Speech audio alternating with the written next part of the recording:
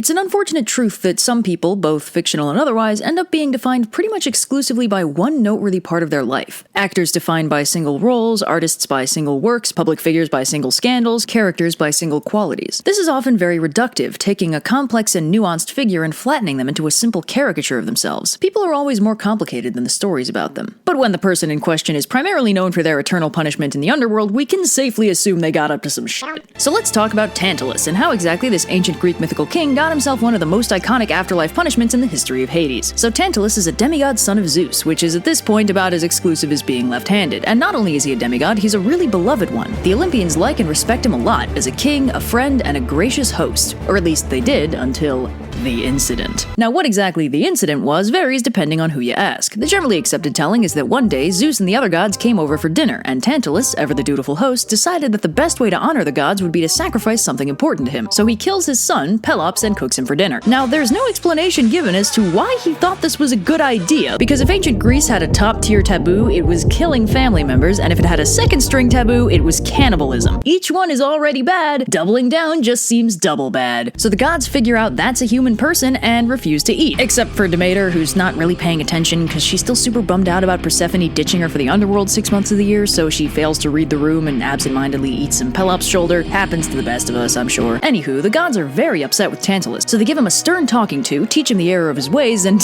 I'm just kidding. Obviously, they throw him into Tartarus. So they trap him in a pool under a fruit tree. Whenever he tries to drink the water, it recedes, and if he tries to reach the fruit, it pulls away, leaving him perpetually hungry and thirsty with relief always just out of reach. This punishment is why the word tantalizing describes this kind of situation. The gods then revive Pelops, replacing his missing shoulder with a nice ivory prosthetic, and Pelops goes on to father the House of Atreus, a long line of unfortunate Greek kings mostly known for having very tragic lives. In fact, this family later produces Agamemnon, a crime which I can only assume was later added to Tantalus's already extensive rap sheet. So this was the most well-known version of the story, but it's not the only version. In the Olympian Odes, poems dedicated to victories in the Pan-Hellenic Olympic Games, the poet Pindar tells us, No, I know what they told you, but Pelops wasn't killed at that dinner. See, what happened was Poseidon took one look at him and got outrageously horny. So yeah, in this version, Pelops is carried off to Olympus for appropriately ancient Greek reasons, and this produces a rumor that he was killed even though he's actually fine. Tantalus is still sent to Tartarus in this version, but this time it's because when the gods have him over for dinner, he steals ambrosia and nectar, which is a violation of the laws of hospitality and one of those things you got in a lot of trouble for in ancient Greece. Zeus, along with all the flashy weather stuff, is also the god of hospitality, so violating that had a tendency to get one smote with extreme prejudice. Anyway, Tantalus gets dunked on, and meanwhile, Pelops decides he wants to marry this lady, Hippodamia, and he has to win a chariot race to do that. So he goes to Poseidon and is like, hey man, can you do me a solid because we banged that one time? And Poseidon's like, hell yeah, and lends him a really fast chariot so he wins the race. And I gotta say, I don't think there's a ballsier power move than getting a major deity you banged one time to be your wingman. So overall, Tantalus's crimes include family murdering, attempted cannibalism, violating the laws of hospitality by stealing from his host, and subjecting the ancient world to Agamemnon. That's pretty bad stuff, but does he really deserve his eternal torment in the underworld? Yes, and I'll tell you why.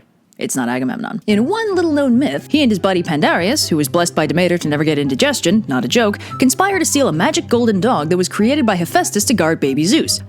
A dog made by Hephaestus, who is Zeus's son, that guarded Zeus as a baby. That dog was created by Hephaestus to guard Zeus, who was a baby at the time.